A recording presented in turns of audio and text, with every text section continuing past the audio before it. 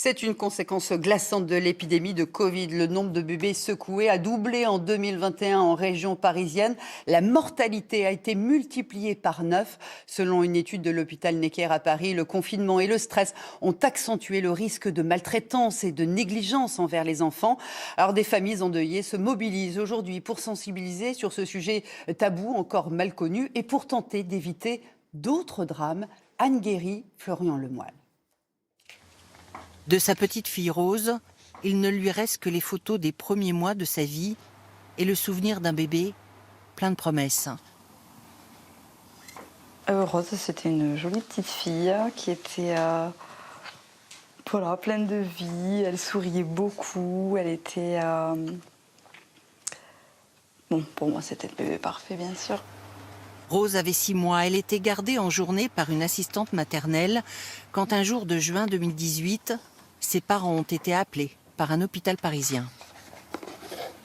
15h17, mon mari m'appelle pour me dire qu'il y a un problème, que Rose est prise en charge par le SAMU et qu'on doit aller à Necker. Et il me dit elle est intubée. Et à l'hôpital, le diagnostic est sans appel. Ils nous ont dit immédiatement que c'était sûrement le syndrome du bébé secoué. Elle avait des hématomes sous-duraux, une pression intracrânienne qui était énorme et il n'y avait pas possibilité de faire une intervention pour essayer d'enlever un petit peu tout ce sang dans sa boîte crânienne. Donc on s'est plié à l'avis du corps médical d'arrêter les soins au bout de 48 heures. Rose est décédée le 9 juin 2018. Très vite, l'assistante maternelle a avoué. Elle a été condamnée en justice à 15 ans de prison. Depuis, Marie Fontenot a rejoint le combat de Aude Laffitte, qui milite pour que le syndrome du bébé secoué soit mieux repéré. Avec le ministère de la Santé, elle a initié un clip d'information. Secouer un bébé est une maltraitance qui peut être mortelle. Et aujourd'hui, Aude Laffitte demande plus de prévention.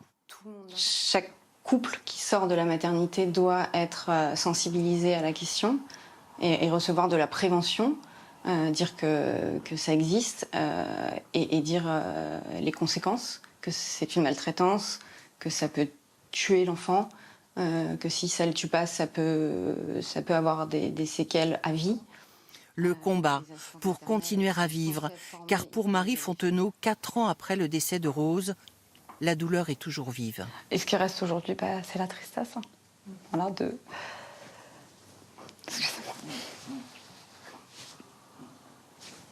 Effectivement, de ne pas avoir son enfant avec soi, de jamais faire sa première rentrée scolaire, de ne rien vivre avec cet enfant et de devoir parler à nos 2 autres enfants de leur sœur et d'aller la voir au cimetière. Voilà ce qui reste. En 2021, en région parisienne, 32 bébés sont décédés après avoir été secoués, un chiffre en très nette augmentation.